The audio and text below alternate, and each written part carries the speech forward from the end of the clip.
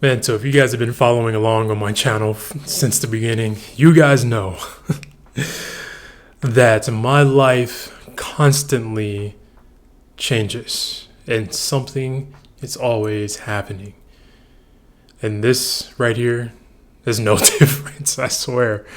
But I love it. Not to say that I didn't love everything before, but it was this one right here. It's something that my inner child, me from a long time ago, wish I had, and I am now getting the chance to experience this drastic life change. And I am so happy. I am so at peace, and I am loving every single thing about it so far. And I'm going to tell you guys all about it. Oki tsanitapi, everyone. If you are new here, my name is Ryan Parker, aka Liwanu. I am an Afro Indigenous fashion model, Reiki master, and shamanic life coach. And my goal is just to help people grow and evolve and speak forth truth where truth is not being said into your life. So before we get started, please go ahead, give a like on this video and subscribe as well to join my community and just be a part of this grounded yet serious vibe. So like I said, my life is constantly changing, right? I am now back home in Michigan, where I was born and raised. And this is due because of some drastic healing that I needed to go through. When I turned 30 in May, I felt this call from my parents, and it was within my heart space where I felt it heavy, and it just brought me to tears. And obviously I was homesick, and I just felt this pull that there was some healing that needed to be done. Little did I know that what I was feeling then was just a little bit of the healing that I am currently experiencing. And let me tell you, I am experiencing it in a good way. So, and throughout my travels, I've gained a lot of wisdom on how to handle certain situations and how to maintain my specific anger, and all of that, to where now I'm able to handle what it is that's coming. And so, like I said, I was feeling this feel. At first it was like, wow, I just turned 30 and I should be experiencing this with my parents. I'm entering a new decade within my life. My parents should be the ones that are, bringing me into this. And at the time I wasn't having it. So that's what I was feeling. I was feeling kind of sad about that, and I got emotional. But that feeling of them just kept getting more and more and more. And granted, fast forward to now, I'm here, and I was feeling that.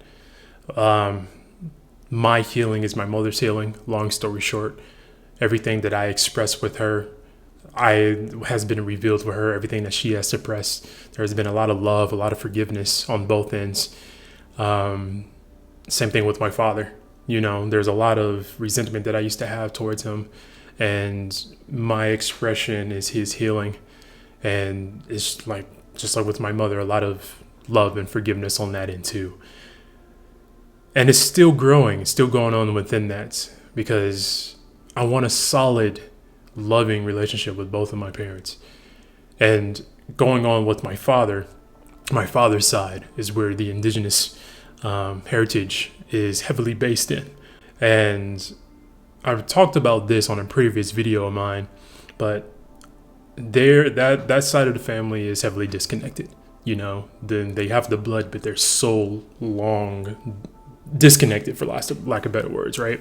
And so growing up, I've always had this empty feeling within myself. Like, I know who I am, I know what I came here to do, but at the same time, I don't know who I am. I don't know where I come from, And one thing that I've learned is that you can only go so far with, creating who you are as a person and sticking with that, and standing tall in your truth. But if you don't know where you come from, you're always going to have like that missing feeling, like you don't belong somewhere, right? And I've always had that. And so for those of you that don't know, I am Afro Indigenous. Nitsitapi Siksika, aka Blackfoot, and obviously African American as well. But I never got to experience what my people got to experience on both ends, you know? I never got to experience powwows growing up. I never got to experience the culture. I never got to experience sacred ceremony or anything of my people. I never got to experience that growing up. And I've always longed for that. And now being back home, of course, growing up, before I moved back here, I was doing my reconnecting journey, but I can only go so far because my family only knows the intermediate family, so I can't go beyond that. So I can't go to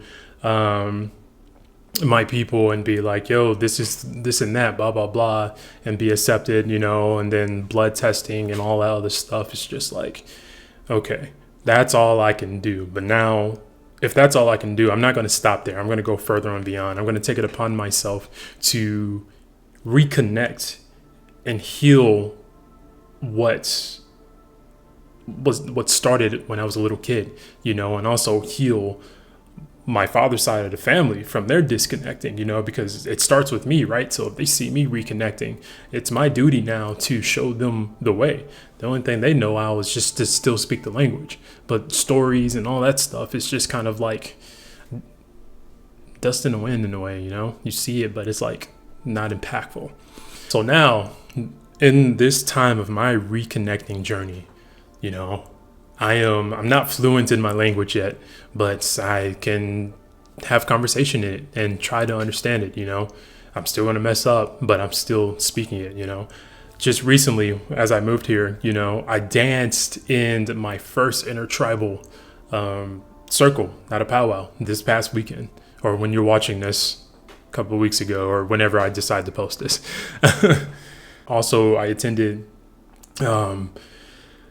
it was, I don't know what to call it, but it was something very emotional because it was honoring the elders and the people and the relatives that experienced Catholic boarding schools, and just learning more about their experiences, what happened, the stories and all that, man. It just felt really nice to be a part of that, because so far I've only been hearing it from the outside, and it's been from other people's point of view that aren't indigenous, and it's just like, no, I want to hear from my people, and so, but yeah. And with all that being said, it's healing me in every single way.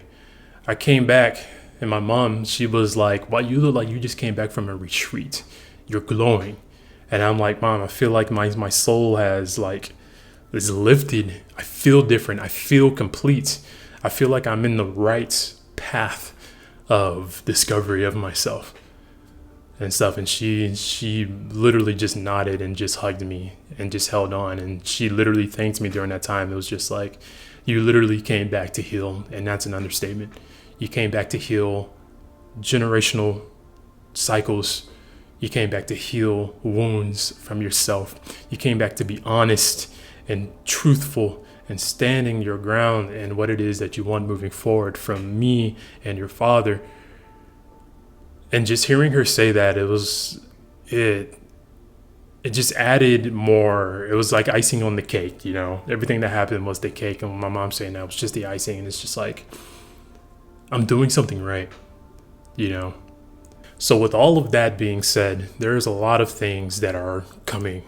Like right now, I am now training to be a personal trainer at Crunch Fitness.